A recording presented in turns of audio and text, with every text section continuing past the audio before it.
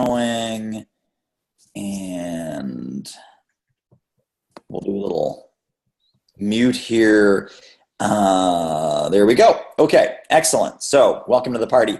I want to talk today, but we're doing a little rant, and then we'll do some celebrations, then we'll get to the Q&A. I just got back from the National Speakers Association Winter Conference in Baltimore, which was a really good experience. And I talked to a whole bunch of people. Some of them are past clients, some of them are friends, some of them are my speaker buddies, some of them are legends in the industry. And the thing that occurred to me that I wanted to bring back and share with you is this whole concept of, are you a speaker or are you the CEO of a speaking driven business? Because as I'm looking around, there's a lot of people, and again, you can use any analogy you want. We can use a chess analogy. Are you a pawn or are you a queen? Are you a pawn or are you a king, depending on your gender preference, king, queen, whatever. But, are you playing the bigger game or are you playing just like the little transactional game? And I will tell you, all of the successful people, and I'm even thinking back in preparation for our time together today, I was thinking back of all of our really, really successful alumni that are coming out of this program.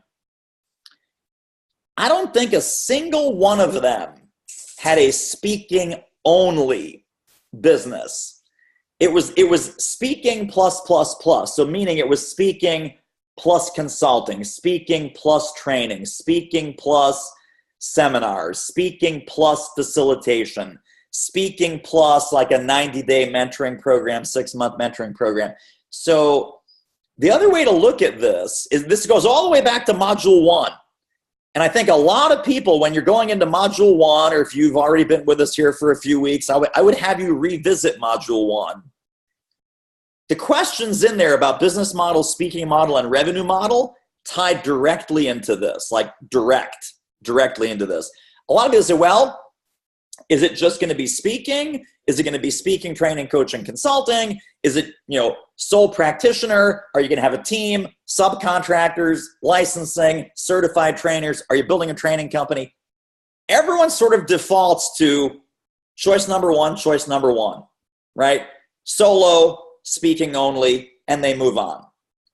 Because that's either the easy answer, that's the answer that you're comfortable with, that's the answer that you've always had in mind, and no one's thinking about, well, okay, that's what I have today, but what else could it be? What else should it be, right? When you hit a home run on the platform and someone comes up to you afterwards and says, hey, Adam, hey, Kip, hey, Kristie, hey, Rad, that was totally fantastic, that was awesome. What else can you do for us? How else can we take this deeper? How else can we spread this inside of our organization? How else can you make this, more available to us? What else can we do for repetition, reinforcement, application of what you just talked about for an hour? You can say, well, you could bring me back in for another hour. And that's what a solo practice speaking only answer would have to be. Because you have one tool in your toolkit, then everything is going to be around that tool. The other way to think about this, and this is from Randy Pennington, who's a very successful speaker, Hall of Fame member. He says, think about Coke and a Coke machine, Coca-Cola, the soda. Think about Coca-Cola and a soda machine that's dispensing 12-ounce cans. A lot of speakers think that they're a 12-ounce can of Coke. And that is wrong. Think about all the different ways that Coca-Cola can be bought and is distributed. So you can go to the grocery store and get a 2-liter bottle of Coca-Cola. You can go to McDonald's, and at McDonald's they deliver a 55-gallon drum of syrup, and they put it in the machines, and they make fountain soda, right? You can get the glass bottles. You can get every different flavor of Coke, from the little mini cans all the way up to the 55-gallon drum. As a speaking-driven entrepreneur, you are the Coke. You are not the can.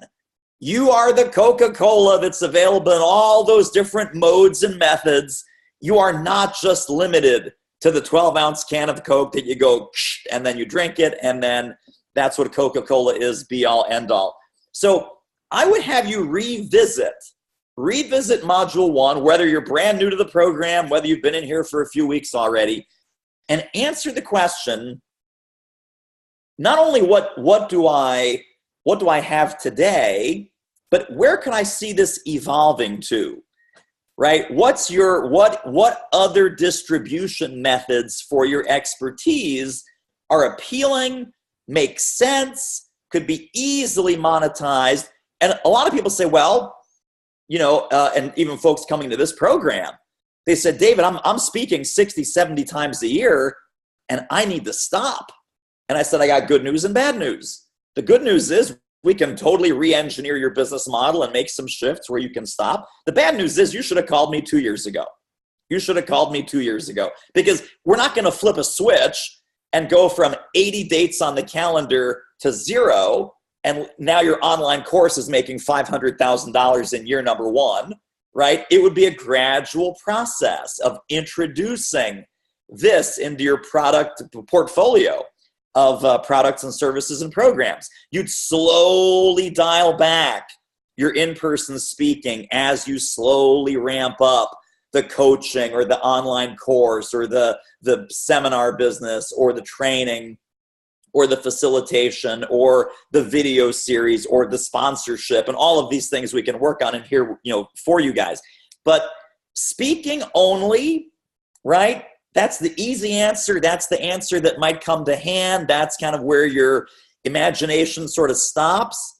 And that's not necessarily the best way or the fastest way or the smartest way. Looking at all of these folks that I just spent 2.5, 3 days with, they almost look at it as different divisions of your company, right? This is what a CEO would think of, right? So no one here is a speaker anymore. We're changing your job title. We're changing your job description. Sorry, this is inconvenient. No one here is a speaker. You are the CEO of a speaking-driven business.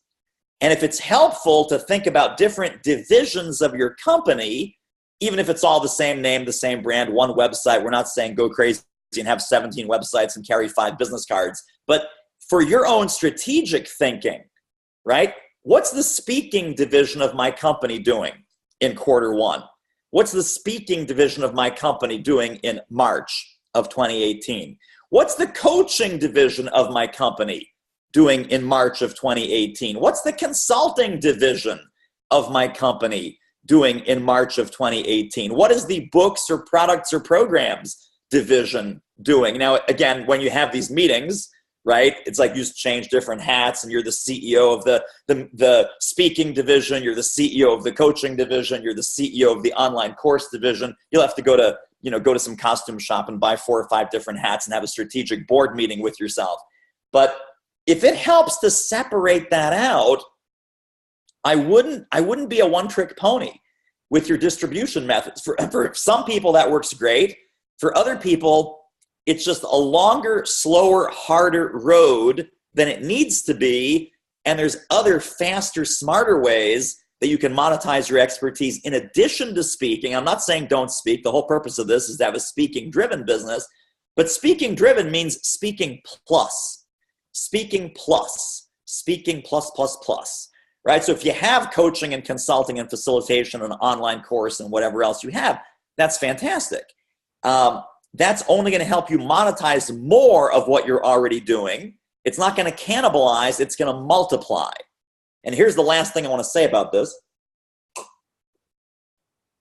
A lot of people say, well, I don't want to do that because then, that's my stuff. I don't want to have a $1,000 or $2,000 online course, let's say, because that's my stuff. And that's where I get my $5,000, $7,000, $8,000 keynotes. I'm very protective of my stuff. And I will tell you, we were talking to meeting planners, we were talking to association executives at this NSA winter conference, we were talking to futurists. The live in-person event is never going to go away.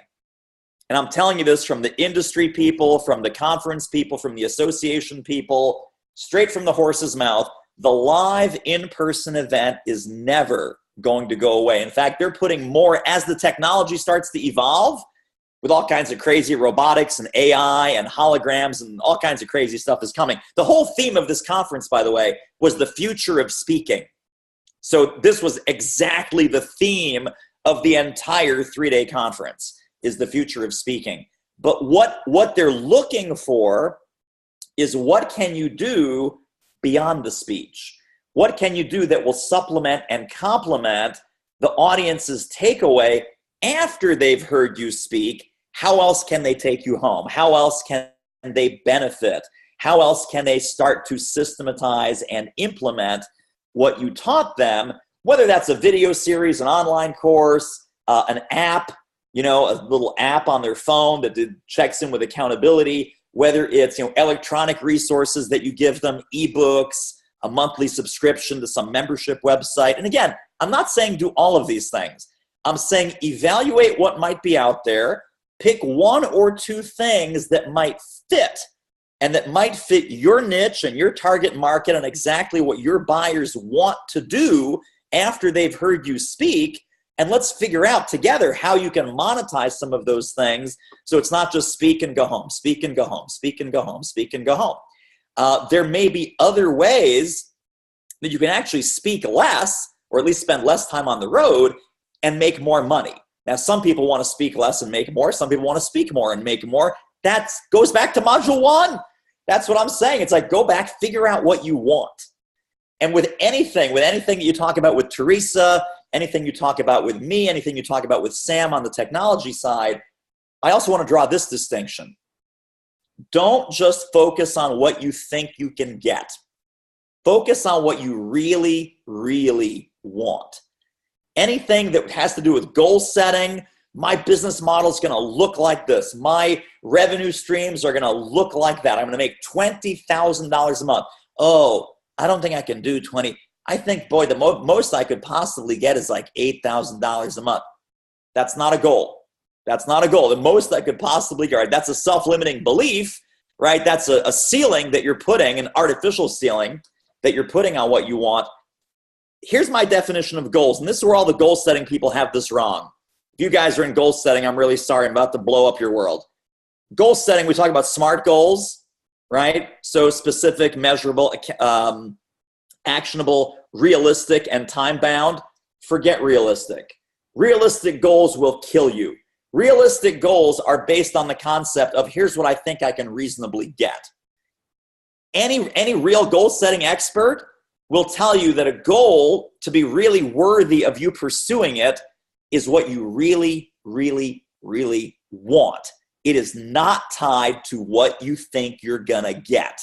As soon as you tie your goals to what you think you're gonna get, your business starts to decline. Your revenue starts to go down. Your revenue potential certainly starts to go down.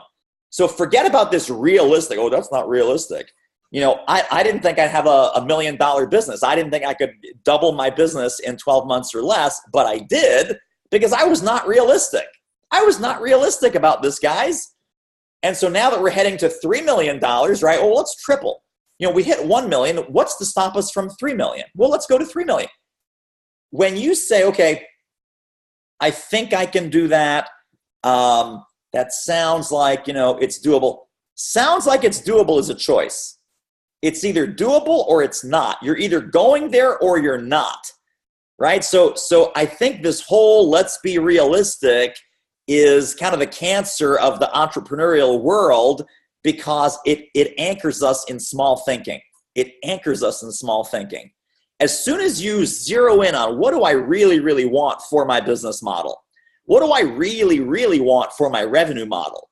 What do I really, really want on my client list? And people have done this in this program. They said, I want to speak for Amazon, Google, IBM, GM, Ford Motor Company, boom, boom, boom. Seems completely ridiculous at the time that they said it. Completely ridiculous. Lo and behold, an opportunity shows up. Someone gets introduced. A pathway opens. Like, oh my God, I just met this guy who works. I was at the airport. Amazon's not one of my dream clients necessarily, but if it was, I'm sitting in the lounge at the Philadelphia airport. It's like 6 a.m., pretty early. I'm having breakfast there. Guy strikes up a conversation with me. You guys know me. I'm mean. I don't talk to anybody. The guy's like, hey, how's breakfast? I was like, oh, it's great. How's yours? We strike up a conversation. He is the head of the plant and garden division of Amazon.com. The head of the division. Now, if I had Amazon on my dream client list, and this guy just randomly, I'm the head of the garden and plant division of Amazon.com, and we're growing it by 800% in the last 12 months, and we're really excited. And I'm like, I wonder if they need some leadership. I wonder if they need some team building. I wonder if they need some sales and marketing help. I wonder if they need some, talent development. You tell me your division's growing by 800%, I'm guessing you'll be doing some hiring. I'm guessing you've got some leadership challenges. I guess you got some growing pains. I bet you got some team collaboration and innovation issues about how do we grow this. It's like the youngest vertical division that Amazon has is the plant and garden, flower and garden. And this guy's just on a roll. This guy's just talking to me. Guess how many Christmas trees we sold in December? Guess how many, guess what the most popular Christmas season item was? And I'm like, dude, I don't know. I don't care. Let me get back to my bacon and eggs. I didn't want to talk to this guy. But imagine now if I'm one of you guys and you say, I'd love to do consulting work or speaking for Amazon.com. Could I have worked that relationship? And this just showed up. This just showed up. So if you don't have these goals, there's going to be stuff that shows up in your day-to-day world that you won't even recognize. You won't even recognize because you didn't write it down. You didn't have it as one of your explicit goals. So very, very, very important that we dial in the exact kind of business that you want. You stop being a pawn. You start figuring out, how can I be a king? How can I be a queen? How can I own the mountaintop in my topic, in my niche, in my vertical market? And then start thinking bigger. And then because the opportunities are there, the relationships are there, the connections are there, even the random people that you meet at the airport might be there and will help you leapfrog. I have no way into Amazon.com until I find a way. I have no way I could possibly work for Google or IBM or Microsoft until there's a real obvious way that just shows up because you had that as your goal, and now you're constantly looking for opportunities and angles and doorways into that. The kind of business that you want, right? You're not limited by speaking. You're no longer the can of Coke, but you are the Coke. You are the Coca-Cola, right? That comes in all different sizes, shapes, and delivery modes. And you're just thinking much bigger about the possibilities of your business. That's the future of speaking. So that's my download from Baltimore, from the National Speakers Association Winter Conference. The theme was all about the future of speaking. Let's go to celebrations and wins and what you guys are working on. Kristie says SMAT. Yes, it's now SMAT goals. I love that they're specific. Measurable is good. Actionable, yes. And time bound, like this month, next month. Yeah, take out the R. Take out the R. That R is killing you. SMAT. It's new. SMAT. So let's talk about what you guys have been up to. Celebrations, wins, success stories, ahas, insights, whatever you have to share. And feel free to unmute yourself. Who'd like to go first? And you have to unmute yourself, or I can unmute you if you give me the high sign here. Hey, David. Hey, Susan, go ahead. Perfect. I was refining my one sheet last week and putting side 2 on, like you recommended, pain points for bankers. Mm-hmm. And the research I did showed that some of the biggest names have like serious problems with ethical things that you talked about with the Wells Fargo. Well, like just about every single major bank and every single major advisory firm. And interestingly enough, a lot of times it was stealing from the elderly, which is my topic. So I guess I'm really excited because I subscribe to Investment News, and every day there's another corruption that comes out. And I know that's helpful for reversing negative PR. But when I work on the marketing sheet, I don't want to make them look like the bad guy. So what's the delicate balance and how to get that across? Like you need. Well, so this great question, and so I guess that was a celebration, but also a question time. So the celebration is, man, there's plenty of opportunity out here. Yes, very exciting. Which is awesome. So let's acknowledge that celebration. That's fantastic. I'll give you a short answer. Your main marketing, like the one sheet, the 10 reasons to hire Susan, that doesn't have to be about the corruption and the terrible image that they have and so forth. When you're going after a sponsorship, then that 5-part sponsorship letter that you have the template for in module 7, that's where you say, listen, you're constantly in the papers, you're constantly in the financial magazines, you're constantly on the cover of the New York Times and USA Today. Your name is being dragged through the mud. It's being besmirched. Your biggest problem that I see over, and again, the industry's biggest problem, yours included, Wells Fargo, because each of these letters is customized, right? Is that you are stealing from the elderly, or you are letting that happen. You are somehow letting that happen. It's happening under your watch. That's the entree into that sponsorship discussion where they go, damn, she's right. So I wouldn't put your public-facing marketing all on that particular aspect of it, but certainly the sponsorship approach, that is totally based on that reality. Okay. So not to put it on your one sheet then. You don't want to turn them. Yeah, because I mean, you don't want to turn these people off if they're prospects for, kind of the retail side of what you do, which is, hey, bring me in to talk to your bankers, etc. The sponsorship is, let me be the good guy or the good gal in this case that starts to turn your reputation around, because right now your reputation kind of sucks in this arena. Okay, great. I didn't get to module 7 yet. And so you can, by the way, you can sort of hint a little bit about reputation management and the public facing, image of your brand. And if that needs a little tune up, then this is a great way to do it. But that really takes full bloom in the sponsorship approach, more so than you're going after individual speaking or consulting gigs. Okay, thank you. That's helpful. Yeah. But great celebration that you're finding a ton of opportunity to open those doors. I'm ready. Okay, thank you. Absolutely. Who else? Who else has a celebration that they'd like to share? Either an aha insight or a recent success, or Nicolle. Hi. Hey there. So I'll just continue Susan's vibe with banking. I had my first AIR meeting last Thursday with a bank, actually a bank VP. And I went in there thinking one thing and walked out with something completely different. She talked about, she's a woman of color and she is of a certain age. And I thought she was going to talk to me about stress with tellers and things like that. She talked about stress on the level of executives and minority executives specifically. And I had never considered that. I mean, I've got a whole page of notes on another way that I can approach the banking industry. So just to actually get out there and get the first AIR conversation under my belt, I just feel like, yes, I can do this. So I'm happy to have a celebration on week 6. So incredibly valuable. I mean, again, this is, a lot of people think, oh, asking for AIR, I've got my program under glass, everything is set, and I'm just having these kind of BS calls to like pretend to get in front of people. No. I mean, the kind of success that you just had about, oh my gosh, there's this whole other arena, this whole other application of what I do that you've never even thought of. It never even occurred to you until you have these prospect conversations. So it's not, I would encourage everyone in the training. I also encourage everyone, but I'll encourage you live right now.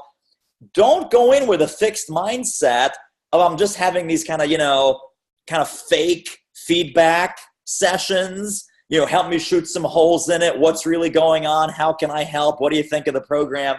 Would this be something effective?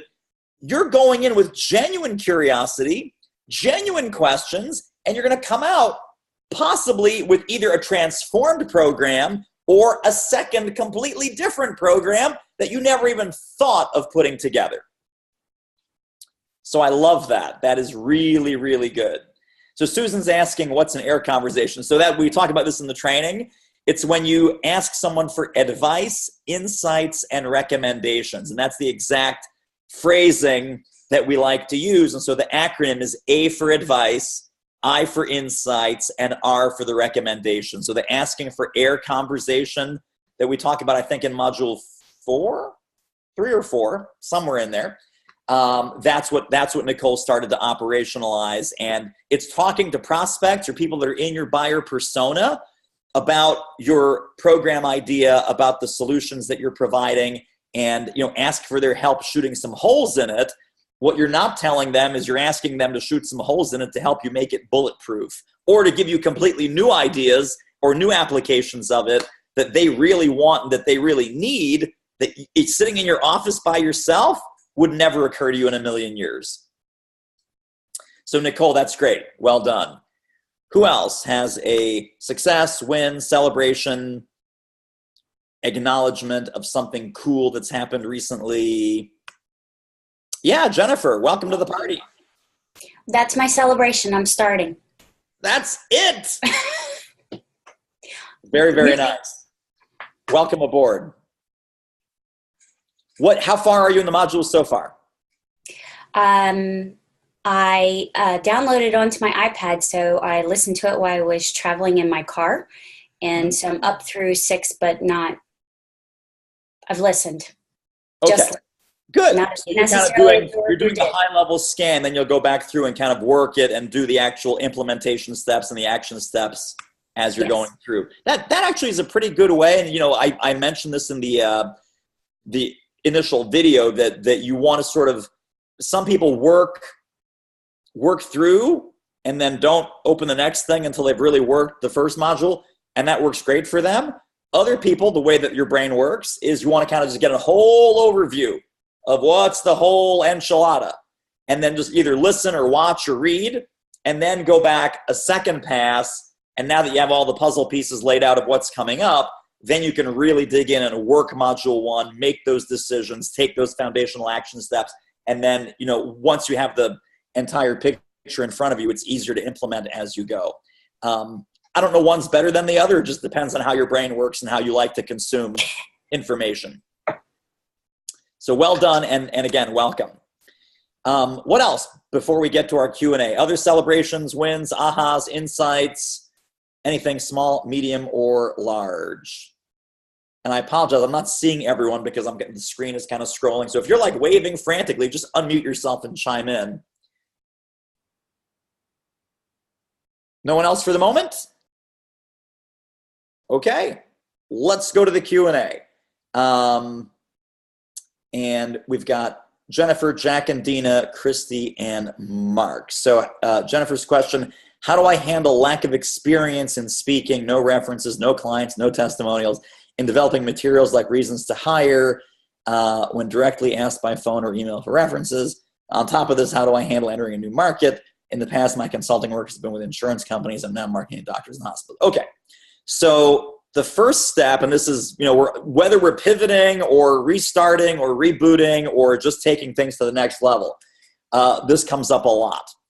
I would encourage you to think about every testimonial, every LinkedIn recommendation, every nice email that you've gotten, everything that you have collected in your professional career up to this point absolutely counts.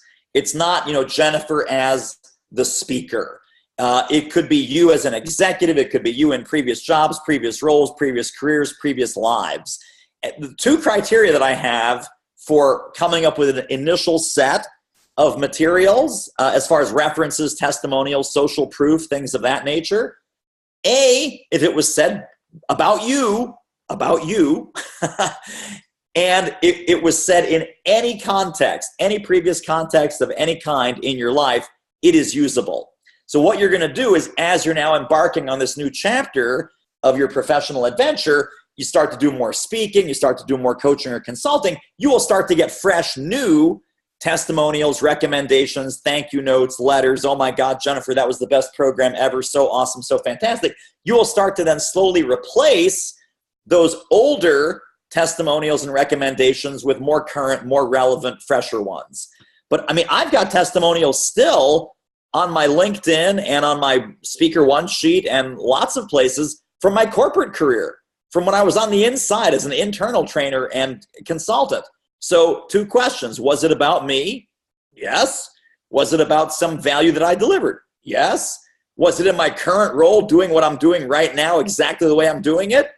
No way. Completely different context, completely different situation. But, you know, David was so I mean, I've got one testimonial that says, David was completely awesome to work with. One of his ideas helped us save $25,000 a week, and we're just getting started. That sounds pretty good. Would you like to know what I did for that person who gave me that testimonial? I'll just assume that your heads are nodding. Yes. Yes, you would. Okay. I showed her how to do a macro program in Microsoft Excel in 1996. Yep. Macro in Microsoft Excel in 1996. She used to take these spreadsheets. She would send them out. She would, you know, people would do blah, blah, blah, blah, blah, blah. It was a benefits. I worked in Towers Parent, which is a big management and HR consulting firm, in their benefits administration division and their retirement planning unit. I was doing a lot of internal training and coaching. Some was management consulting. Some was technology consulting. This woman's in an Excel class, right? David's program was awesome. Excel training class. It was awesome, by the way. If you want to learn Excel, you see this guy. Training program was awesome. With what David helped us with, we're going to save $20,000 a week going forward, and this is just the beginning. Yeah, I taught her how to use Excel and to stop shipping things off and manually, because here's what I said to her in the class. I said, how are you doing this now? And she mapped this all out. And I said, so a benefits administration consultant that's on our team makes $80 an hour. Yeah. How many hours is this taking? Oh, it takes them at least 40 hours to do this. Then they send it back, and then 20 hours. So I'm just sitting there doing the math. And I'm like, are you telling me that this is now costing you $20,000 a week of manpower? She goes, yeah, I didn't know any other way to do it. Now, again, it's not, that testimonial today is no longer as prominent as it used to be when I started. But when I started my business in 2002, man, I was milking that puppy for everything it was worth. Why? Because I didn't have any as a speaker, as a marketing guy, as a keynoter, as a seminar leader. I was an internal trainer and consultant. People said nice things about me. So either check your LinkedIn or go back to the people who already know you and love you in any context and ask them for a LinkedIn recommendation, because that then lives on LinkedIn and you can then pick it up and use it all the other places that you want to use it. Now, the good news, here's the good news. Everyone is terrified of this question. You're just starting out on something new and say, well, what if they say, who else have you done this with? How good are you? Like, can I talk to 17 people who've seen you speak, right? This happens one time out of 50. One time out of 50. This is like you going to the doctor with a bleeding neck, right? It's an urgent have-to-have problem. You walk into the doctor's office, there's blood spurting everywhere. You're like, doc, I'm so glad I made it. I'm crawling in here on my hands and knees. By the way, where did you go to medical school? Could I see your diploma for a second? I'm not sure you're qualified to. They're not going to do that, right? So you show up on their radar with a relevant, high-value solution, they're going to want to get it fixed. They're going to want to just bring you in.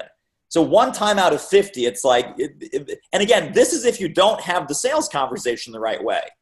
The people that are a commodity are the ones where it's like, yeah, well, I don't know.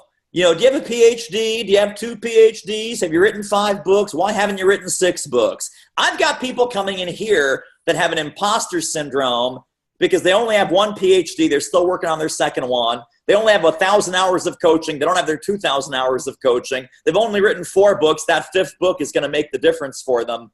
No, and no. So you might say, well, you know, I got nothing. That's not true.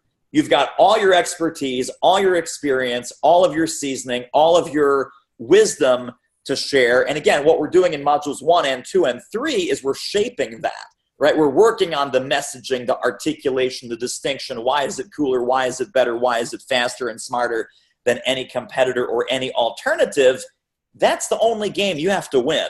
You do not have to prove yourself. In fact, when you get on a sales call, and we talk about sales in module 6, the best mantra for everybody, not just Jennifer, but everybody, is nothing to prove and nothing to hide. Nothing to prove and nothing to hide. We sometimes get on these calls and we go into happy puppy mode. We go into like, right? And they're asking all kinds of crazy questions. And they're slapping us all up and down the street. And this is lack of process, lack of structure in your sales conversation. And what it belies is a lack of confidence, right? As opposed to maintaining a professional demeanor where you're acting like the doctor, right? What are the stages of getting treated by a doctor? It's prescription, diagnosis. Diagnosis. I can't screw this part up.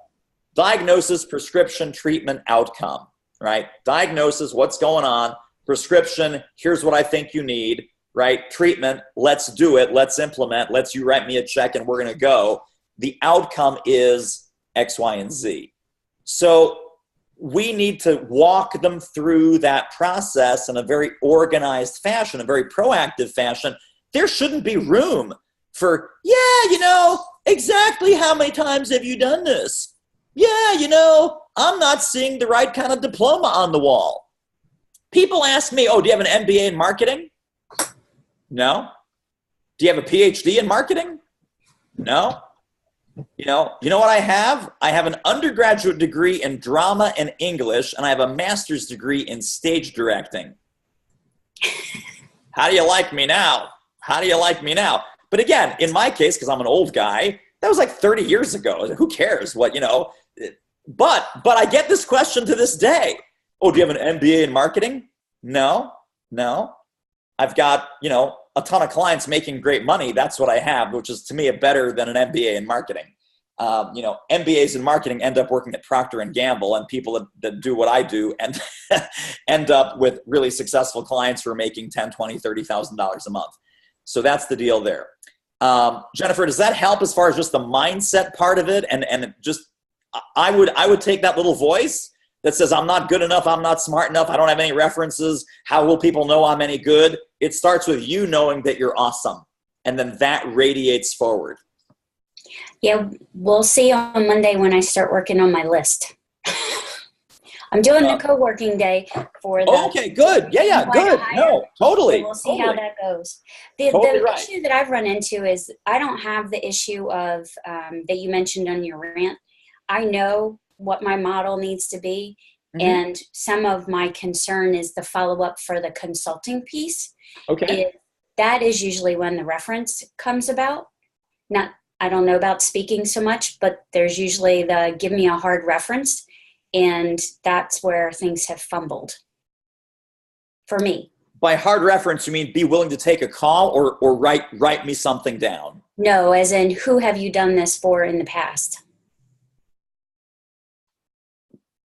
So there are again, just like with the testimonials, right? There are artful ways. Number one, there's an artful way to diffuse even them asking that question, because again, that question comes out of a place of doubt as opposed to a place of certainty. Our job is to establish in the buyer's mind a sense of certainty right at the beginning. So when they start nitpicking your credentials, they start nitpicking your references, not that you shouldn't have credentials. I mean, let me get this straight. Not that you shouldn't have credentials, you shouldn't have references, but right now, if you don't, there's no good answer to that, right? There's no good answer to that right now. Or is there? Do you have like a plan B? I mean, what would you say right now if I said, well, Jennifer, who have you done this for before? Your answer would be what? I would use like experience that is relatable, is what I've tried in the past. Once successful, but it does give me butterflies. So I guess it's in my head. Well, that's all you can do, because you'll never hear me say, oh, no, just lie about it. right? Is that we don't just lie about it, right? No. There needs to be an ethical backbone to everything that we're doing in here. So yeah, absolutely not. I mean, if this is something where and again, this is why when you do the marketing language bank, right, you know exactly what they're thinking. You know exactly what their problems are. You know exactly what the prospect language is that's playing out in their mind right now. As soon as you start speaking prospect language about prospect problems, they instantly give you credit for an intimate knowledge of what they're up against. And they also give you instant credit. Well, she talks about this so articulately and so viscerally and so emotionally, she must know how to fix it.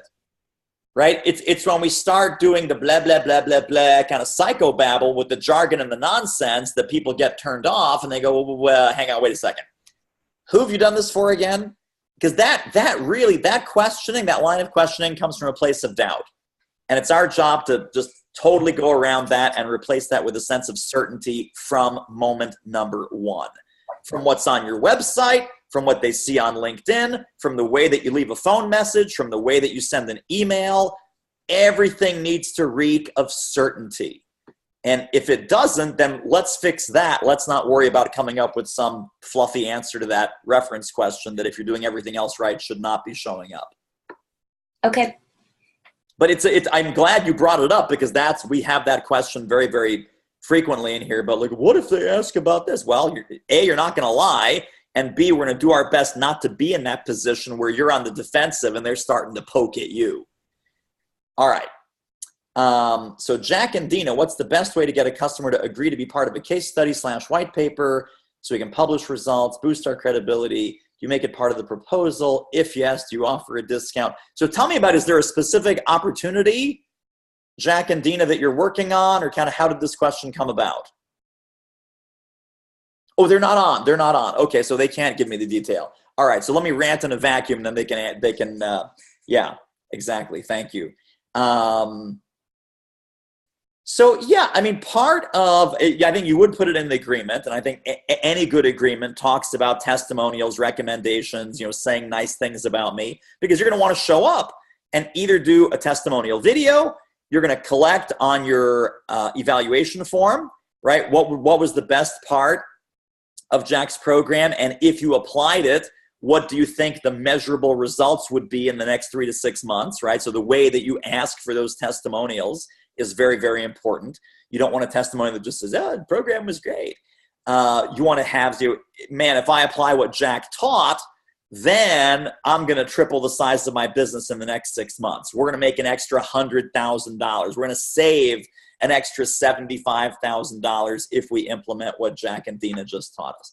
So I would put that kind of standard language into the proposal. I would not do a discount. I hate the D word. Man, I hate the D word so much. I think what you could do is simply say that you're the first ones to get this program. So it's a pilot program. I would offer them more support. I would offer them more follow-up. I would offer them more track. I would offer them more services. I would not cut the price. And this applies to everybody doing anything. Whenever they say, can you cut the price? My answer is no, but here's what I can add, right? And the things that we add are either pre or during or after we're adding value to the event. We're adding value to their audience. We're adding value to their members. We're adding value to their team or their company. I'm a huge believer in value add versus drop the price. Value add, they will always appreciate and respect you more. Drop the price, they will respect you less because now you're kind of a bargain basement, kind of person that just caves on the price. So I totally would not offer a discount. And I think that's pretty much it. Now, being a part of a case study or a white paper, that's two different things, just again, for everyone else's benefit here. A case study, well, I guess case study white paper versus testimonial / success story.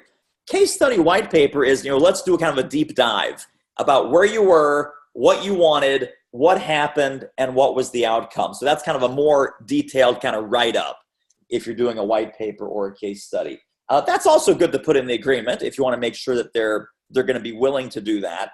You don't need to do that with everybody. I think being willing to be filmed on video, so take out your smartphone, fire up a 2-minute video. Hey, I just saw Jack and Dena speak at the NAFA convention, the National Association of Insurance and Financial Advisors. My biggest takeaway from their program was, and then they start talking about how awesome the takeaway was. That kind of thing is a much lighter ask. But yes, I would just, I would bake both of those in. And for the standard kind of speaking contract, you say, we will be, asking folks for their feedback. We will use that feedback in our marketing and promotion materials for future events, blah, blah, blah, blah, blah. I'm not an attorney. Don't play one on TV, but check with your attorney, put that language in the right way so it doesn't come back to bite you. And then the case study or the white paper, that's kind of a bigger ask.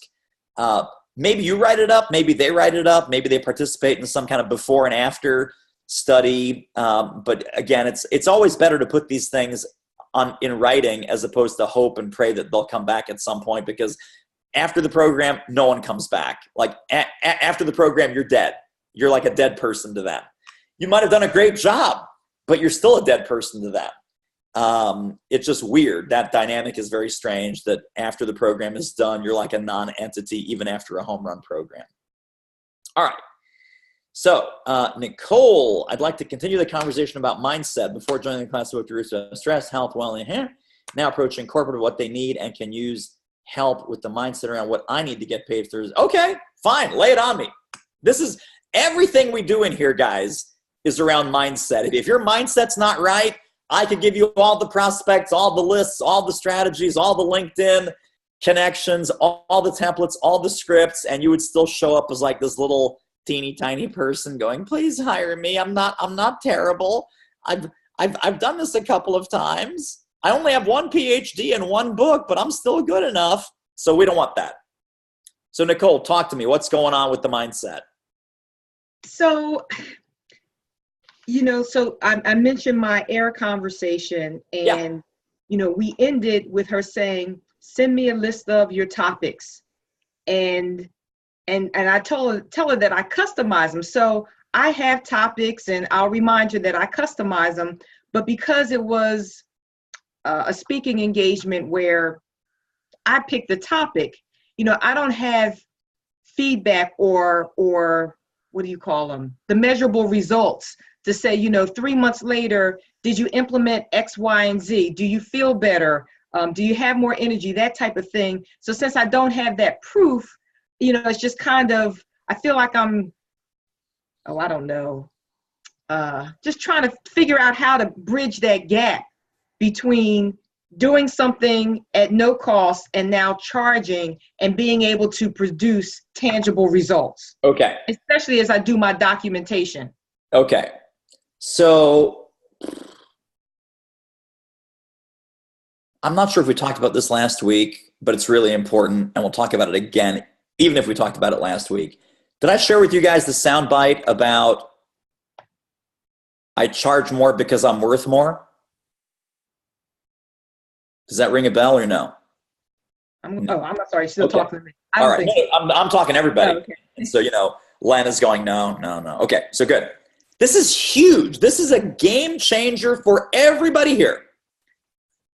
I charge more because I'm worth more. That's only the first half. The second half, I need you to listen to this carefully because it's the most important thing you might take away out of this whole program. I charge more because I'm worth more. And I'm worth more because I charge more. So you could be out there charging $2,000, $3,000, and yeah, you're good and you're great. Take that same speaker, that same topic, that same website, the same everything, and say it's $6,500. When that speaker goes from $3,000 to $6,500, she will get better clients, better gigs, more sales, and faster sales. I've seen this over and over and over again. It seems completely ridiculous and counterintuitive. The mistake that we make is there's this supply and demand curve, right, in speaking, that who gets booked the most? And again, there's points on this curve that are partially true. So this is what screws people up. Supply and demand, right? If the supply is unlimited, right, then well, the supply and demand, right? If the supply is very restricted, the demand is high. If the supply is very open, right, the demand is the other way. And where those two meet, 10th grade economics, right, that's kind of the sweet spot of where you should be. So what do we have the most of in the speaking industry? Free speakers. Zero fee, there's a million of them, right? Now, what's the demand for free speakers? Well, what's the demand for free candy? What's the demand for free cars? What's the demand for free underwear? You find someone who doesn't have underwear, they'll take the free underwear. They're not picky. They can't be. It's free underwear. That's kind of gross. Ugh, free underwear. I would actually probably sooner take free underwear than listen to a free speaker. But that's my religion, not yours. Now, let's go. And that's true, by the way. Free speakers are the most in supply. That's the true part of the curve. Here's where it starts to get screwy, right? Let's go to the $2,000, $3,000 speaker. The $2,000, $3,000 speaker, there's fewer of those, right? But then again, when a buyer says, oh, there's only 2,000 or 3,000, wow, she can't be that good. So there have been studies and there have been meeting planner surveys about what is your perception, what's your snap judgment of a speaker that comes to you at $2,000 or $3,000. The snap judgment is amateur, just getting started, doesn't know what she's talking about. That's where they start to ask the Jennifer question about, well, where else have you done this? I'm not loving this $3,000 price point. This kind of scares me a little bit, but because we've hired other $3,000 speakers and they were kind of terrible. Then we go to the $5,000, $6,000, $7,000, right? Same thing on a Blink survey. What do meeting planners and conference producers think of that? Now you're hiring a true professional, right? So think about my phrase that I just dropped on you. Mm-hmm. I charge more because I'm worth more. That comes out of self-esteem and self-worth. And now let's look at it market facing. I'm worth more because I charge more. So because I charge that $5,000, $6,000, $7,000 fee, they assume that my talk is better. They assume I'm more competent. They assume I'm more capable. They assume I'm more professional. They assume that their members and attendees will get more out of my program. They assume I'm smarter. They assume I've done this more often. They all these halo benefits of having that higher fee. And again, you have to understand an average fee is in that $4,000 to $6,000 range. If you're charging below that $4,500 number, you are subpar. You are subpar. These are not high fees. We have people in this program who are charging, relatively speaking, high fees, meaning $15K, $20K. You can't be a newbie and say, it's $15K. Although, by the way, we have had newbies come in, elevate their fee to $15K, start getting it, and they're off to the races, and they saved 5 or 10 years of struggle and stupidity. Irrelevant point. 4 to 6 is the minimum wage for a serious paid professional expert. If you're willing to take less, you must be dumber. I hate to say this, guys. You must be dumber. You must be needier. You must be more desperate. You must be an amateur part-timer. You're not doing this as your full-time profession. Maybe you're a college professor. Maybe you're doing something else on the side. You work for a training company. You work for a big Fortune 500 company. You're doing this kind of on the side for fun. Catch as catch can. It just is a terrible, terrible, terrible implication about who you are and what you do when you undercharge. So, is there on the supply and demand curve, is there a leap? Is there like a line that goes from 500, 750 to 4,500? There isn't. It's you stop playing over here and you start playing over there. It's a leap. Right? It's not, well, let me slowly and painfully work my way up to a reasonable market rate. No, you should be reasonable market rate right this second.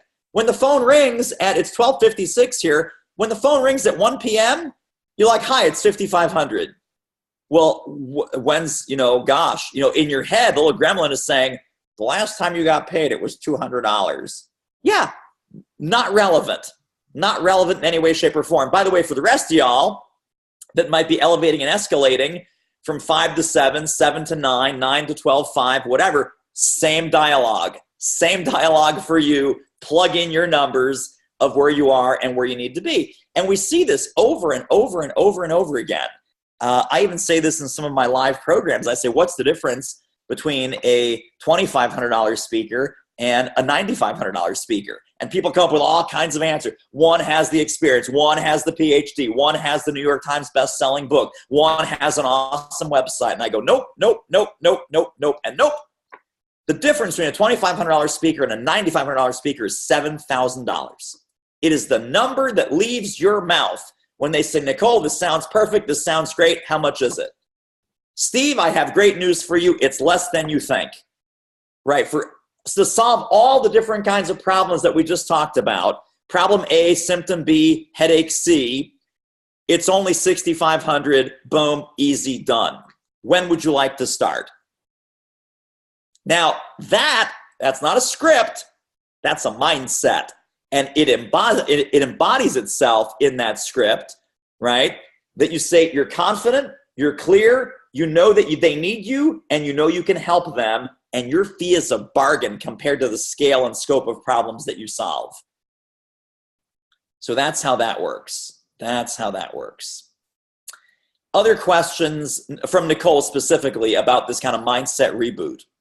Because believe me, they all need to hear it. They might not know they all need to hear it, but they all need to hear it too. What else for you on this? Does that answer it, or do you have other follow-up questions for me? That was very helpful, especially when you talk about making that financial leap. I read Gay Hendricks' book, finally read it, The Big Leap, and I had already declared that 2018 was going to be my leap year. And so I need to add that to the mindset that it's also a financial leap. So Thank you. You bet. You bet, and amen. And welcome to the next level. I'm glad you made the leap. All right, Kristie, I plan to speak at, man, these questions are long, but I enjoy reading, so it's okay. I plan to speak at companies and do training and at conferences for speaking plus training. Industries are insurance and finance accounting. How do you recommend I create versions of one-sheets and reasons to hire? One version per industry, one per meeting. How do I customize it each time based on the needs? So let me start with the question in the middle. You do not need to customize anything on the one sheet based on a specific client, right? So you can send an email, you can send a letter, you can have a phone call, you can, the way we customize is in our conversation, email conversation, phone conversation, follow-up email, LinkedIn message, whatever it is. You don't need 17 versions of the one sheet if you're going out to 17 different clients. So you do not need to customize it each time based on their needs. I realized I just answered the question in the middle, but that was the easiest one, so I wanted to knock that out. What's the least stressful way to display my service on my website? A drop down under the services tab. This is me. Okay, that's like 17 questions. That's 17 questions all in one. So I would refer you to get the rules of the road for speaker websites. And also I posted, I think 2 weeks ago, about some speaker websites that have good navigation, good layout, good design. And I'm happy to point you to that, or maybe Morgan can point you to that, kind of tag you in that after our call. But I think the short answer is about how does your articulation or how does your messaging or your marketing material change based on who you're talking to, or is it a meeting planner, is it a corporate training gig, etc. I would separate out on the one sheet, right, keynotes and seminars. Again, we don't like the T word so much because training can be perceived as a commodity. Training has a definite upper cap on what they're willing to pay, whereas strangely seminars don't. There's people that charge $25,000 for a seminar because, it's the Tom Peters seminar, it's the blah, blah, blah seminar. As opposed to calling it training, you're kind of commoditizing yourself. So I would use either seminar or program or strategic work session as our other favorite term for these kind of non-keynote, longer type programs. I would separate out, and again, this is part of what's on the one sheet, right? You say, okay, keynotes, which by definition is for some sort of meeting, and seminar, which could be an add-on to a meeting, or it could be your corporate offering. But so that's one way to do it. Another way to do it is to have your topic list And then you simply say, formats include keynote, half-day seminar, full-day seminar, 2-day boot camp, right? Whatever your different formats are, if you happen to have one program that can accordion out, I can give it to you an hour, I can give it to you in a half day, full day, 2 days, right? And so you can say available formats include keynote, half-day seminar, full-day seminar, 2-day intensive boot camp. I mean, I tell people when a meeting planner is like, well, David, we can do this, we can do that. I say, listen, I'm totally flexible. I do this with my clients for an hour up to a year and anything in between. So you probably don't want the year right now, but anywhere from an hour to a year. Yes, I can talk for 365 days on thought leadership marketing and how to monetize your expertise. We only want an hour. Okay, well, that'll cost less than a year, so that's good news. But I mean, literally, I've done 1-hour keynotes. I've mentioned a couple times here throughout, I'm not a keynoter. I'm not really great at keynotes. I've done over 600 programs. 2 of them were keynotes and 1 didn't suck. So I'm probably not going to be a keynoter. What I will try and do is I will convert that, or I will invite them to consider, how about we do a kickoff hybrid keynote seminar workshop? People go, oh, that sounds cool. And then their second question is, what is a hybrid keynote seminar workshop? And I say, well, give me 2 hours with these folks at your association meeting, and I will not only give them some fabulous content, I will help them roll up their sleeves and build a framework from which they're going to go to every other session over the next 2 or 3 days, and they will immediately know what to apply, how it applies. I'm going to give them a framework, in other words, for every other tactic and strategy and session that they go to, on how they can take it home, how they can apply it, how they can make it real. How does that sound? They go, oh, that sounds great. So I'm not saying, hey, do it my way or the highway. I'm saying do it my way, because this 2 hours, I know I'm much better in 2 hours or a half day than I am in 45 minutes. So I'm playing to my strength, and I'm positioning that as, here's what's going to really serve your members. You don't want your members to be drinking from a fire hose for 3 days. You want your members to have a structure and a framework from that kickoff session through which they're going to be able to apply and implement every other main stage and breakout session that they hear and see for the rest of the entire 3-day conference. Would that be valuable for you? That'd be fantastic. We've never done it that way.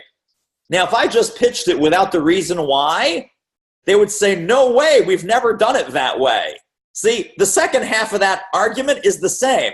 We've never done it that way. When I make it a client-centric value proposition, they say, that would be awesome. We've never done it that way.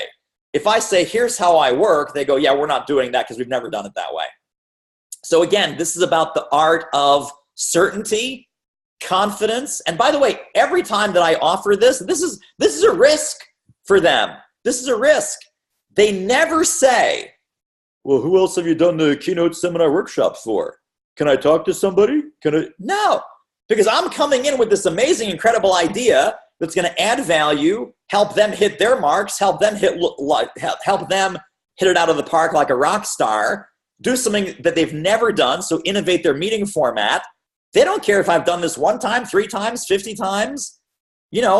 Honestly, I've done it like 6 times. I've done it 6 other times. 6 other people let me do it. I've asked 50 and 44 said no. I don't say that. I'm not even thinking that. I'm not, oh, this has a small chance of success. Most people say no. A few forward-thinking meeting planners say yes. I'll probably get shot down. No, I'm thinking this is awesome, because you know what? If they're not willing to do this, I'm not their guy. I'd rather refer one of you.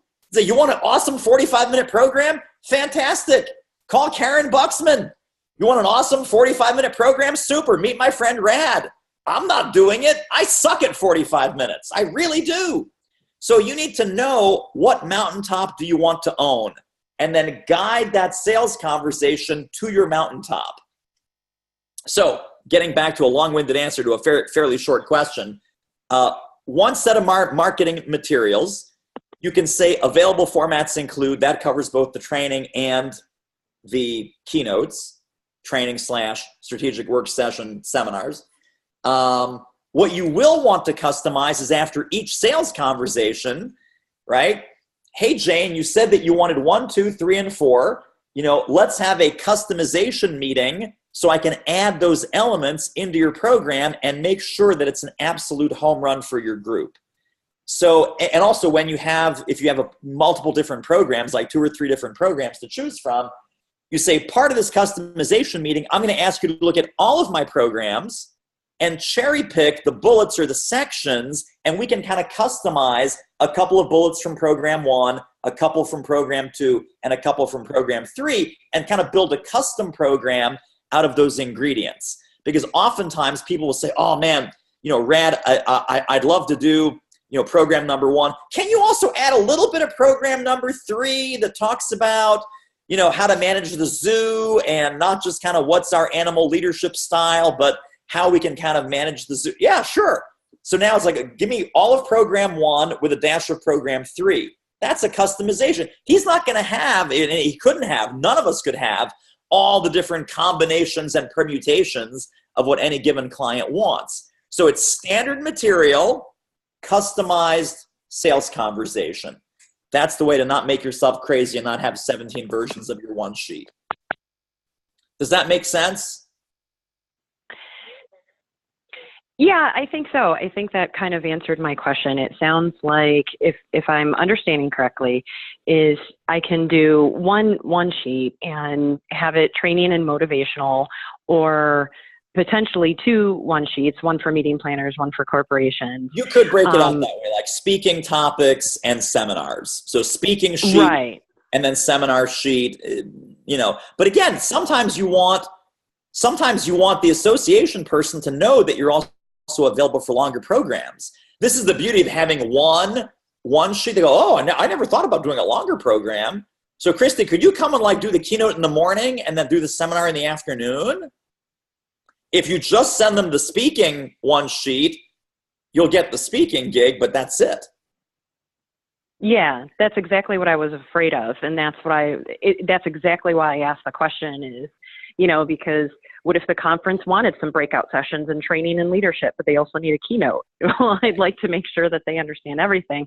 Right. So I guess just to make sure I understand, when you're talking about the sales pitch and everything, so we talk, and you always said, don't give them the one sheet until after you talk and figure out what they want. Mm-hmm. The one sheet never gets customized, but it sounds like what you're saying is outside the 8 reasons to hire and et cetera, there's like a third document. So you create this document that's based on a customization of your menus after they've already seen your one sheet. No, it's not a document. It's literally an email. It's literally an email. Okay. Yeah, there's no third. Remember, 2 document rule. 2 document rule. So it's the one sheet and it's the reasons to hire, and that's all you need. In an email conversation, I might say, dear Jane, it was so great talking with you. I'm attaching my standard. Here's the difference maker. I'm attaching my standard one sheet. What you and I talked about is taking these parts from program 1 and these parts from program 2 and adding a third layer because you want to talk about culture, you want to talk about performance, you want to talk about whatever, and we can totally do that. You're not going to see that on that one sheet, but that is something that we are going to bake into your program. Did I get it right? Does that sound good to you, etc.? So it's almost like, there's some stuff on the one sheet. It's some stuff that's going to be reordered and kind of cherry-picked from the one sheet, and there may be some extras that they told you that they want that you are perfectly happy to provide that don't show up on the one sheet at all. Okay. That is exactly what I needed to know. Yeah, exactly. So I often get called in and they say, well, we have a group of salespeople. I say, great. You probably don't need me. No, we want salespeople to do marketing. It's like, okay, well, so what percentage of marketing and what percent of sales? Well, we're thinking like 75% marketing, 25% sales. I said, okay, great. So I've got 2 programs for you. One is 17 strategies to, boost sales, maximize profits, and crush your competition. That's program number 1. And then the other one is 7 ways to monetize your expertise and blah, blah, blah. I said, I can send you both of those things. Neither one really talks about sales. But I will tell you, about 30% of what I teach and preach all the time is sales-driven marketing, meaning it's marketing that will facilitate a sale, a faster sale, a bigger sale. It will get you to the negotiating table faster and smarter. It's not marketing for the sake of marketing. It's marketing that rings the cash register. Oh, that sounds great. That sounds fantastic. I said, so you're going to see some things in these 2 documents that I send you. And and again, I just did this a couple of years ago for a real estate group. They said, a lot of our deals get stalled. Can you help us? Can you add something to your program about how to get a deal unstuck and unstalled? Not part of my standard shtick at all. And I just know enough because, of course, in here, you go, oh, David, our deals get stuck and we're stalled. And I've got some things to say about that and some things to share about that. So I added that in an email. I say, hey, dear Rob, here's what I'm thinking, right? And I gave him a set of bullets. Step 1, acknowledge the sale is stalled. Step 2, figure out what's causing the stall. 3, figure out who owns the issues that's causing the stall. Step 4, blah, blah. He looked at this one. It's literally a 5-line email. Hey, Rob, here's what I'm thinking of adding to your program. Bullet, bullet, bullet, bullet. He said, David, that's perfect. That's it. You're in. Let's do it. Good. 5 bullets. Now, I'm not going to go create a sales-driven marketing one-sheet. That was a conversation on the phone. That was an email follow-up to confirm the conversation. The guy said, great. And I even prepped him. I said, you're not going to see anything about sales on my one-sheets because I'm a marketing speaker, but I can help you solve your problem, right? So that's the other reframe in our mind. Don't worry about like what's on my one-sheet. What's on your one-sheet's what you can speak about. What problems you can solve are probably a larger subset of things that you don't want to be known for, but that you can help with. So there's a big distinction, right? Things that you don't want to be known for, but that you can absolutely help with if they ask, if there's demand, if the conversation goes off in this direction, right? I'm not a negotiating expert either. But there's negotiating parts of what we're talking about in Module 6, right? And I don't put myself out there as, oh, David Newman, negotiating speaker. But if you're negotiating a deal, how do you come back? What do they say? What do you say? What do you want? What are they asking? What are you offering? We can talk about that for half an hour. And that's great because part of what I teach in here is negotiating. But don't confuse what you want to be known for with what you can help with. Maybe that's your big distinction that you're going to put in the Facebook group from our distinctions and ahas and takeaways, of which there have been several things today that might qualify. But certainly, what do you not want to be known for? But when called upon, you can help with. And that's going to emerge in a sales conversation, in a follow-up email, in a discussion with a buyer. Really, really good. Anything else around that for right now? No, that was actually perfect gold. That's kind of what I was toiling with. Oh, and this isn't, I guess this would not actually be a celebration, but I did want to tell you, I spoke on Saturday at a leadership conference, and a guy wanted to do a video testimonial, and I told him my name 3 times before he did the video, and he got it right. I'm just saying. Very nice. It's important when they get your name right. It is important, or when they even remember any version of your name. Well, I'm just saying it was a really interesting story, even though that was a little funny for you, but it was totally an aha moment because I made sure you got my name right. So. Right. One other strategy, by the way, for everybody is if you want to get more video testimonials quickly, when you're working the room before the meeting, I would find a friendly face. I would offer them a special job. I said, and what I would say is, hey, how are you with a video camera? How are you with a cell phone camera? Oh, I'm pretty good. Okay, well, great. After this meeting is over, would you be wonderful enough to go around, if I point you out at the end of the meeting and say, hey, please see Jane here before you leave to offer a short video testimonial for our program together. Would you be willing to shoot 4 or 5 of these video testimonials? Yeah, that'd be great. Tell you what, I'll give you a copy of my book or a gift card or whatever, travel with like $25 Amazon gift card. Give them a signed copy of your book. These people, they become like bulldogs. I mean, I've never seen, they pursue, like, I'm kind of shy, like I'll stop after 3 or 4. These guys, they do 5, 6, 7. Hey, no, Bob, come here. They'll go in the hallway. They'll chase people down. Do a video for David. It's like, it's crazy. And it's much better when someone else is holding the camera instead of you, as far as status is concerned. I mean, I have no problem holding a camera. I still hold the camera to this day if I have to. But I'd rather get a volunteer and turn that volunteer into a testimonial bulldog. And they get better and more testimonials than I do on my own, because believe it or not, I'm a little shy when it comes to this, and I don't like doing this over and over and over again. It seems weird to me. I've gotten over the weirdness. You should also get over the weirdness. I'm just telling you, it works better when you hand the camera to somebody else. And then they now have an assignment, and they're like the teacher's pet, and they get the reward, and they will do it way better and way more aggressively and assertively than you will. All right. David, I had a quick question. Do you give them the script, or do you just let them freelance? I do. So it's not a script. I say, here's how to coach people, because otherwise you're going to turn on the camera, you're going to freeze up. And I give them the script that they will then coach the videoes, right? My name is, I'm here at the XYZ meeting, just saw Susan Scanlon speak. The best part of Susan's program was. So I say, when you're bringing people up, here's what you say to them. Just say, my name is, put your name in. It just saw Susan Scanlon at the American Financial Institute of CPAs. The best thing about Susan's program was. And they pick up that little coaching script. If you want to make an index card or something, I've sometimes written it down on a napkin for them, but they pick it up right away. And I just say, this is for you to coach them so they don't freeze up on camera, because the first 10 seconds is when they feel awkward. Yeah. So Mark's question is how to do a competitive scan when my topic is pricing, searching for speaker on pricing, you get conversations on pricing of speakers. That's interesting.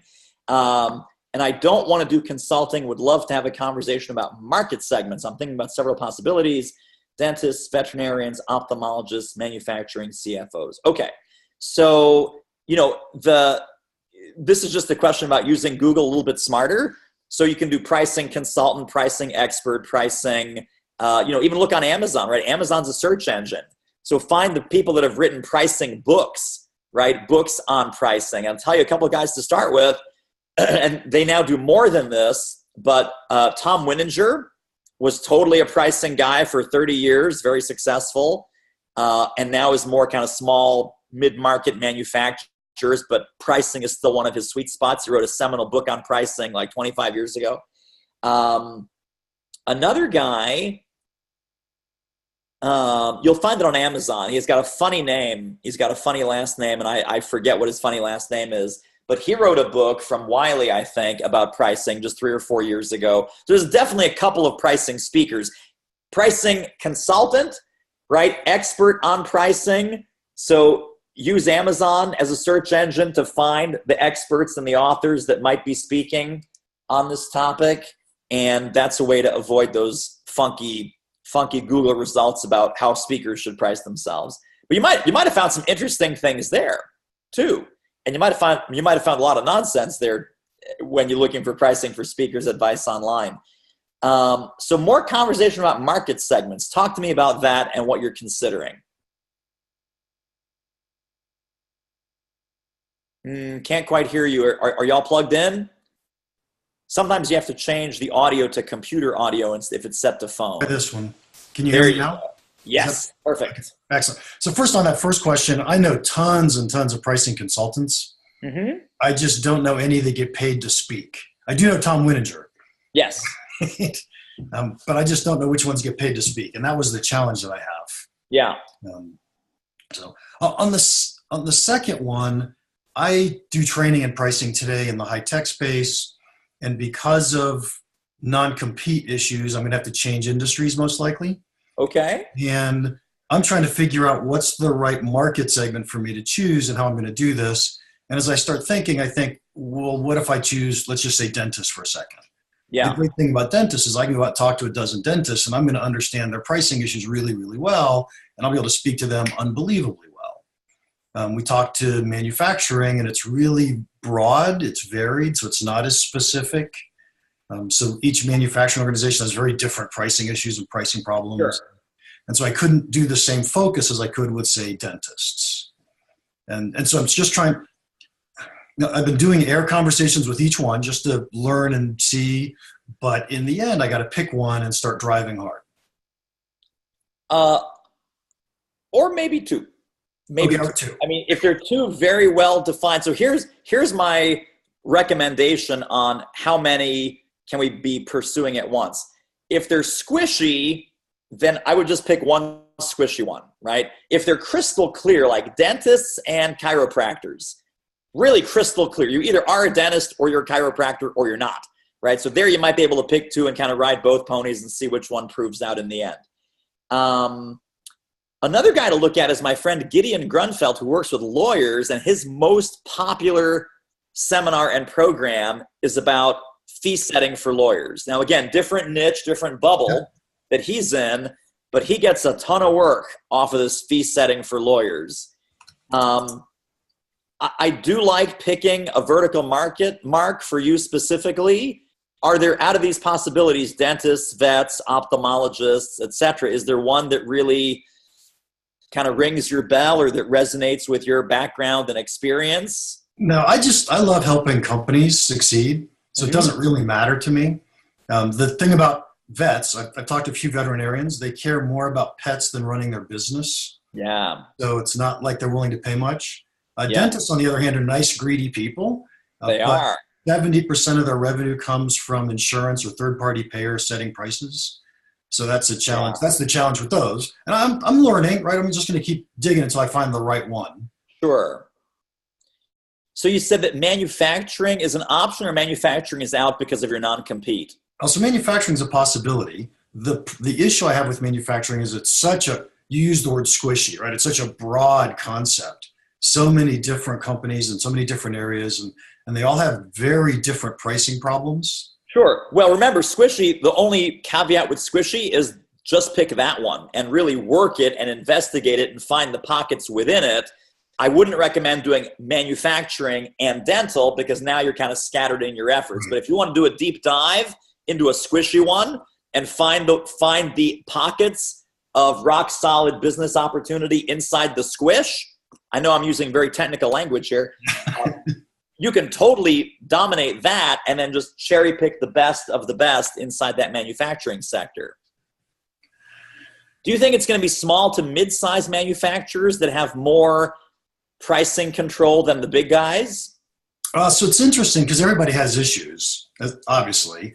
One of the things I wrote, the reason I wrote I don't want to do consulting is because I don't need to find the big guys to come hire me to come do consulting for them after the gig. What I really would rather do is either some training or mentoring programs like that. Okay. And so I don't need the one-on-ones. I really, at this point in time, I'm looking more for associations and that type of work. Got it. Well, I think so. Your background in, one of the questions that we ask about sort of vetting these niches is, do you have the right names to drop and the right stories to tell where you'd have an easier entree into some manufacturing than, say, going someplace else? I don't think I need that. So I don't have a confidence problem. I only have one PhD and one book. It's fantastic. So that's not the issue. Good. Once I find the segment that I'm going to dive into, it doesn't bug me.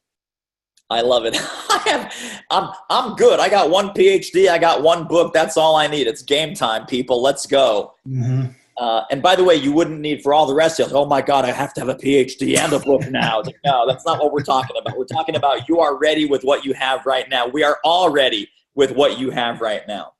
So yeah, I would just dig into manufacturing and do some deep dive research and kind of figure out, where are the pockets that you really want to play in?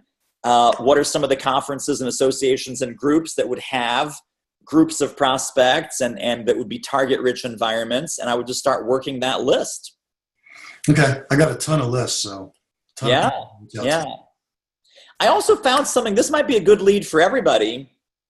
There's something called A to Z directories. And it's primarily at libraries, more so than retail. A to Z directories. I think the website is A2TOZ directories, A to Z directories.com. It is, it's sales leads, but it's customizable by industry, by markets. It's kind of like Info USA, right? Except it seems to be Info USA on steroids. And it is free at your library. And so that's cool. I like free. I like libraries. And it's a newer player on the scene. You know, we always have Dun & Bradstreet and some of these other kind of big databases, but it's a little bit more kind of entrepreneurial, kind of mid-market, almost like what we're talking about here for Mark. So that might be worth popping over to your local library. Call them first, see if they have access to A to Z directories. I think they're in 1,200 libraries all across the country. So the chances are good that your major library in your metropolitan area is going to have a subscription to this. And that would be another great place to kind of go shopping and get the size and the scope of the target market that you're trying to reach into. So there's a hot tip, A to Z directories.com. Anything else on that, Mark? No, I'll dive into manufacturing and see what happens. Okay, perfect. And then we've got Rad and Rocco. Are those two documents your speaker kit? Is there more? So Rad, the as far as we're concerned, right, we kind of made a big deal of this a couple of weeks ago, that we have a 2-document rule that all you need to get out there and start generating revenue, or start regenerating revenue if you've been taking a pause and pivoting and redoing some things, is the one sheet and your reasons to hire document. I mean, over time, yes, you can add to it, right? You can add, articles that you've been quoted. You can add testimonial sheet. You can add the client logo. You can get all kinds of fancy with that. You do not need that to get going. To get going, it's what do you talk about? What's the value, impact, results, and outcomes of your program? That's on the one sheet, right? And then the distinction document is the reasons to hire. What makes you better, faster, smarter, cooler than any alternative? So that was Rad's question. And then Rocco, what's your question? How can we help? Which module is they asking for air? So I think it's in 3 or 4. It's in 3 or 4. I should know, but I don't know. It's in 3 or 4. Okay, that's fine. And if I'm wrong, I'll owe you a milkshake. We're racking up these milkshakes, Dave. No, we're not. This will be the first milkshake. This will be milkshake number 1. This will be milkshake number 1. Yeah, and so there is, and by the way, some people have asked, I think, Rocco, you even asked Teresa, is there a template for asking for air? There's no, asking for air is the template, right? So what you say is, or what you email is, hey, Jim, I'm looking to goal that you're working on, right? So for example, for some of us, it might be, hey, I'm looking to fill the rest of my 2018 speaking calendar. Wow, that's a novel idea. I'm looking to fill my 2018 speaking calendar. I would love your advice, insights, and recommendations. That is it. It's a 2-sentence thing. So it's, I'm working on, or I would like to blank. What's the outcome? What's the ultimate end result that you're working on? And I'd love your advice, insights, and recommendations. So it's a real, people say, what's the asking for air template? It's like, it's asking for advice, insights, and recommendations. There's nothing fancier than that. It's pretty straightforward. Anything else, Rocco, for the moment? That's it. Thanks. Okay. You're welcome. Susan says, what's the role of your one sheet and 8 reasons when you're doing fast networking to as many people as you can reach in 2 hours? Ugh, I hate that. What, you have like a speed networking thing for business or what? Professional meeting with integrity. So I wouldn't bring any material. I wouldn't bring any material to it. First of all, I wouldn't even show up at a speed networking thing because I hate new people. I like old people. You guys are all old, regardless of age. We're connected, so we're old people.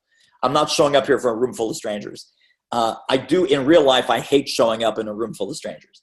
But that's going to be your verbal business card, right? That's going to be your I work with blank who want outcome and result, similar to your phone message, similar to your LinkedIn outreach, all of those templates, right, in Module 5. Right? So I work with banking and financial professionals who want to reverse their negative image of, being the elderly's worst financial enemy. Something like that. It's a little clunky. You'd have to kind of streamline that. but I work with blank who want outcome and result. So, I mean, I've even boiled mine down even further. This is advanced activity. When I was going to this NSA thing, and I use this all the time now just because it kind of boils it down to a very, very tight little nugget. They say, so David, what do you do? I say, well, I work with experts and entrepreneurs who want to speak more profitably. I used to say, get more clients, make more money, get more. You know what? It's down to 3 words for me. Speak more profitably. Boom. It just took me 15 years. 15 years, 3 words. I now think I'm getting close. I work with executives and entrepreneurs who want to speak more profitably. Now that can come across so fast. Like, can you say that again? I don't say it quickly. They go, oh, so what do you mean? And then I turn it around and say, well, tell me about your business. Oh, well, I'm primarily a consultant, but man, I've always wanted to get into speaking and blah, blah, blah. Oh no, I'm speaking. And, I'm just kind of stuck at that $10,000 fee level. Do you think you could help me? And so the more questions I ask after that verbal business card, and this is true with meeting planners and conference producers and consulting prospects and coaching prospects and everybody, the more questions that you can stimulate after your verbal business card, the higher quality conversations you will have. So if you start doing wah, wah, wah, wah, wah, the Charlie Brown teacher with the buzzwords and the jargon and the very complicated $5 words, they're like, yeah, I'm out. And they go to the prune Danish and they never want to talk to you again during that whole meeting. So I like to keep it very, very concise. The template in here is, and again, what I use in a general audience, not when I'm in front of an NSA audience, if I'm out somewhere at the grocery store and someone says, so what do you do? I say, I work with small and solo business owners who want to do a better job with their marketing and grow their business. Easy. I work with small and solo, that's my who, right? Who want to do a better job with their marketing, that's the input, and grow their business. That's the outcome. Even that's pretty tight. That's like 15 words. When I'm talking to a bunch of speakers and consultants and experts who speak professionally, speak more profitably does the trick. Speak more profitably does the trick.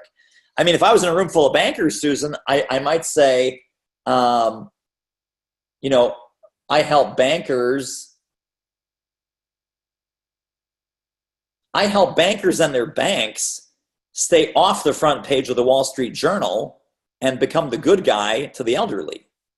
Become the go-to bank for the senior market. Oh, damn. Okay. I hate every time we're on the front page of the New York Times, I get chest pains. Okay, good. And, do you want more of the gray, of the silver tsunami? This is another term that I heard in Baltimore. The silver tsunami. And you guys that are in this market, you know what I'm talking about, right? If you're dealing with seniors, the elderly, dementia, anything where you're like 65, 70 plus, man, this is your time. This is your time. There's never going to be more old geezers with money. I'm looking forward to becoming an even older geezer. I'm an old geezer now. I'm going to become an older geezer with more money. And I'm going to have dementia. I'm going to be in a nursing home. I'm going to be in assisted living. I'm a gold mine over here. I'm not looking forward to it, but I'm looking forward to it for all y'all that are in that market because you'll be making money off me for years. But literally, there was a whole program on the silver tsunami and what can we do in our speaking business now to approach that demographic. Here's the other thing. This is a problem into a huge opportunity. You talk to any association executive. What's the problem? Not enough young people. Not enough young people coming to the association meeting. Guess who's coming to the meeting? The silver tsunami, right? The Gen Xers, the boomers, right? Those people love their association meeting. Those people come no matter what. Those people sign up even without looking at the program, right? Some 25, 28-year-old person, well, what's on the program? What am I going to learn there that I can't get on YouTube? Who am I going to meet there that I'm not going to meet in a Facebook group, right? They're not going to come. They're 25, 26. Now, again, that's a huge problem for our association clients if they're not getting enough Gen X, Gen Y, millennial folks in the front end. Who are they stuck with? Who are they serving? Silver tsunami. So now when we talk about, hey, silver tsunami, are your members kind of aging up these days? Are you kind of getting folks in their 50s and 60s. And yeah, oh my, that's most of our members now. It's like, well, good news, bad news. You probably want to get more younger people in, but what are you doing to serve that older demographic? Oh, we're trying to kill them off. And again, they're not going to say that, but the mindset is like, who cares? I want the young people. You want the young people, but you have the old people. And if you want them to renew and stick and stay and serve, right? So they're always interested in member recruiting, member retention, member engagement, and member service and non-dues revenue. So the questions when you're talking about an association and the silver tsunami, what's going to make them join?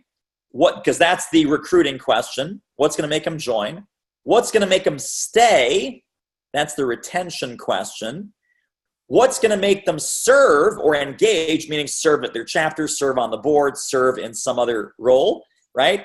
And how can we monetize more of our events? How can we make more money, get more butts and seats, get the exhibitors, get the trade show floor vibrant again, sell those full-page ads in the magazine, sell those full-page ads in the program book? How do we generate non-dues revenue? If you can hit those 4 questions, and if it specifically ties in to the silver tsunami, man, that's a conversation that I can't wait to have you have, because that's where the money is right now. If your topic is anything relevant to seniors or aging or wellness or healthcare or long-term care or insurance or financial services or any of these kind of things. Huge, huge opportunity. All right. Yeah, I love prune Danish. Sorry. That's one of my pet things. I actually love prune Danish. I have a huge prune Danish problem. Anytime I'm in New York City, I go to the, there's a bakery there's actually a couple of bakeries in Penn Station at the 34th Street. I will load up on prune Danish. I'll buy 4 of them and I'll bring them home. It's crazy. It's a problem. I have a prune Danish problem. I'm willing to admit this. All right. That's all the pre-submitted questions. Anything else for anyone else? Anything else I can answer? Did any of my answers stimulate a new question in your mind? Anything else before we reconvene on Tuesday? Oh, Cheryl says, I had a big win by having Sylvia on my show last night. Fantastic. Awesome. So little cohort cross-pollination, cross-marketing. I love that. Congratulations to both of you. That's great, Cheryl, and I'm glad Sylvia had some nice time in the spotlight courtesy of your show. Prune has one of the highest. Oh, good. So I'm not going to end up. That's fantastic. My love of prune Danish might very well just save my brain. That is awesome. Very good. Well, Cheryl too, right? So Cheryl's in caregiving, nursing homes, assisted living facilities. Yeah, totally. Right. And then Sylvia also related into that. So yeah, and there's a very nice offer. Cheryl says, hey, if someone's in this market and you want to be on Cheryl's show, just connect with Cheryl here in the group. That's a very generous offer. Sylvia, do you have something to say? Go ahead. You can't unmute. You're not on the phone here. Hang on. Try it now. Yeah, I just logged on to this portion. I've been listening to it on my phone, had to take the dog for a walk, and it's raining, so I'm all wet. But I wanted to say that it was really wonderful to connect with Cheryl, and it was totally last minute. I mean, we had agreed that we would talk, and then she had a couple cancellations, so it was, can you do it tonight? And so it was kind of like, ah! And I think it went really well, and it felt really good. And I just have to say, David, that I'm almost at the end of my, the series, and I am going to continue to listen to these sessions. I think you are, and I'm not just saying, I think I'm saying it for everybody. You're an incredible, incredible trainer, teacher. You really are. You're super valuable. I've had a big curve to go. I'm stuck in the give it away department, and my head goes there. And so I'm really kind of shifting. It's been a little harder for me, but thank you. I just want to thank you. You're welcome, and congratulations for doing all the work and being willing to pivot and willing to shift, because that's really the key. Yeah. So great job on that. Jennifer says, is there a sense of talking on broader topics to niche market versus narrow topic within the niche market? Oh, so, okay, great question. You can do this a couple of different ways.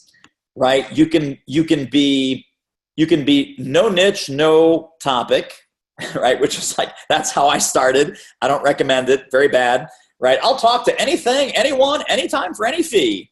Okay, that's bad. So you don't want to do that. Then think of the other 4 quadrants of that diagram. You can either speak to a niche market like dentists on a broad variety of things. You can speak on one topic like sales, presentation skills, leadership to a broad variety of people. Or you can do like some people do, which is very specific topic for a very specific target market. So my friend Steve Kasha, for example, who's here in Philadelphia, he is the drop-dead customer service expert in the HVAC industry. That's all he does. He does one set of topics, and it's not just one. He's not a one-trick pony. He does an entire set of things, but it's all on customer service, and it's all in HVAC companies, HVAC contractors, HVAC dealers. His sponsors are like Carrier Air Conditioning and Bryant Air Conditioning that make the big air conditioners and heaters and heat sinks and all that stuff. So it's one topic, one market, right? And you can go to any other 2 quadrants there. You can be one topic, multi-market. You can be one market, multi-topic. I think the easiest mountain to own is one topic, one market, right? So I can teach marketing to a whole bunch of people, and I have in the past, right? I've had accountants, attorneys, I've had a dentist, I had an insurance guy, I had all these different kind of non-speaker, consultant, non-expert people. I said, I'm doing okay work with them, but man, when I get one of you guys, I am owning this mountaintop. So I turned everything else off. And I'm saying, okay, marketing and sales and everything to monetize your expertise. That's what I do all day, every day, breakfast, lunch, dinner, drinks, bourbon, coffee, everything, every beverage. And then for whom, I have a very specific for whom, and that's for you guys, right? That's for thought leading professionals. That's my clinical name for you, thought leading professionals. So speakers, experts, coaches, consultants, facilitators, etc. So it's a very specific what, it is very specific who. There are people that have had good success doing one of the other combinations where it's very specific expertise for a somewhat broad audience, or a very specific audience and then a broad set of topics. So for example, my buddy that I just spent 3 days with, Roxanne Emmerich, she is a total rock star in the banking industry. And she helps them with customer service, leadership, sales, hiring, firing, everything that a bank CEO and a bank president needs. Roxanne has a program. So her thing is about growth, right? Profit-rich growth inside of banks. That affects every area of the bank. That affects how they hire. That affects how they train. That affects customer service. That affects how they do leadership. That affects how they communicate. That affects rewards and recognition. That affects how they pay their people, incentives, bonuses, add-ons, spiffs for opening certain kinds of accounts. So she's involved in all kinds of things there, right? Marketing, sales, leadership, communication, compensation, culture, engagement. But man, you talk to any community bank CEO in this country, you mention her name, they go, oh yeah, we had Roxanne, or we've heard Roxanne, or we love Roxanne, or we get Roxanne's email newsletter. She has 500,000 people on her email newsletter. Every single one of them works in a bank. So it's so funny, these niches, oh, that niche is too small. Oh, you can't possibly make a living in that niche. When you zoom in like this, you zoom into some of these niches, you realize how gigantic they actually are. But because we're focused on, I got to get everything, I got to boil the ocean, I got to go everywhere, you think there's plenty of opportunity in the universe, and that's actually not true, and you're unaware of the multiple lifetimes of opportunity that's in a very tightly defined arena that you could totally own that mountaintop, the way that Roxanne owns community banking. Or the way Steve owns HVAC. So there's no right way, but there are smart ways to make this decision. There are smart ways to make this decision for you and for your particular business. All right. And then Nicole's question about the contracts, they're in the Facebook group. Morgan, did we move those into the portal? Do you happen to remember? Did Sam get a chance to post those in the portal? We were talking about that last week a little bit. If you just, yeah, so Morgan will check. But if you just go into our Facebook group and use the search box on the left for contracts, they will all come up in the search. And we will move them into the portal. We should have already moved them, but we got like 17 things that we're trying to improve for you guys, including using the help desk, getting the program streamlined, and doing some other cool things that, like, the co-working day, Monday. It's going to be exciting. All right. I will see you guys on Thursday and in the Facebook group. Don't be a stranger, and we'll talk soon. Bye, everybody.